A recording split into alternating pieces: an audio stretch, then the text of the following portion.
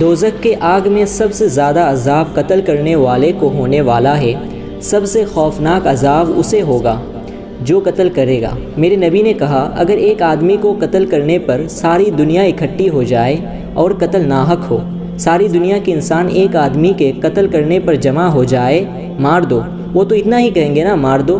مارنے والا تو ایک ہوگا یا 10 ہوں گے یا 50 ہوں گے۔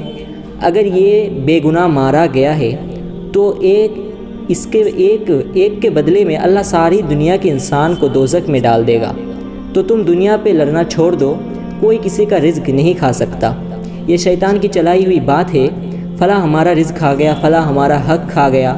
تمہارا اللہ تمہارے ساتھ ہے۔ مسلمان کبھی فقیر نہیں ہوتا، ایمان والا کہیں عاجز نہیں ہوتا، کہیں لاچار نہیں ہوتا۔ اس کا رب اس کے ساتھ ہے، اس کا اللہ اس کے ساتھ ہے۔ اور میں قربان جاؤں، اللہ کو پتہ تھا سارے بندے میرے فرما بردار نہیں ہوں گے۔ اس نے دعا کی قبولیت کے لیے تقویٰ کی شرط یوں ہی نہیں لگائی کہ تقویٰ اختیار کرو گے تو تمہاری دعا قبول کروں گا۔ ایک آسان سی شرط لگائی ہے، کہا وہ شرط پوری کر دو لے لو، کہا وہ شرط پوری کر دو لے لو۔ آگے معاملہ اور ہے، جنت دوزخ کا معاملہ اعمال پر ہے۔ یہ دنیا کی نظام سے بتا رہا ہوں۔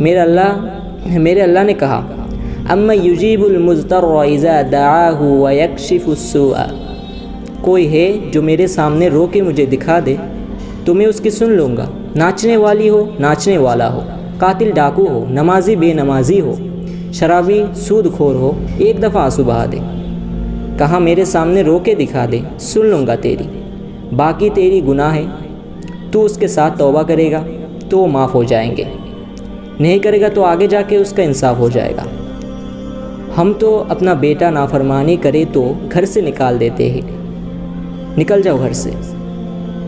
تھوڑا سا اختلاف ہو جائے، سگے بھائیوں کو گولی مار دیتے ہیں۔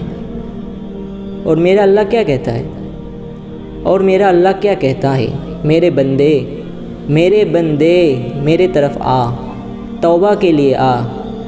ما تقرب الی تلقیتہ من بعید، تو سارے گناہ کر کے آ پر میرے پاس آ، توبہ کرنے کے لیے آ، تو میں کیا کروں گا؟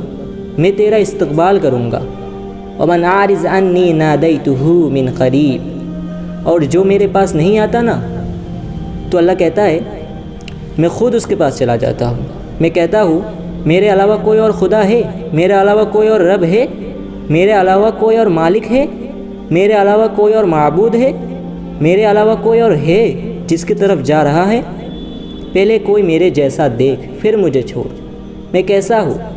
الحسنۃ عندی بعشر امثالها وازید، میں تیری ایک نیکی کو 10 گنا کر کے پھر کئی سو گنا کر کے واپس کرتا ہوں، اور تیرے ایک گناہ کو ایک رکھتا ہوں، اس کو بھی جب چاہتا ہوں معاف کر دیتا ہوں، مٹا دیتا ہوں۔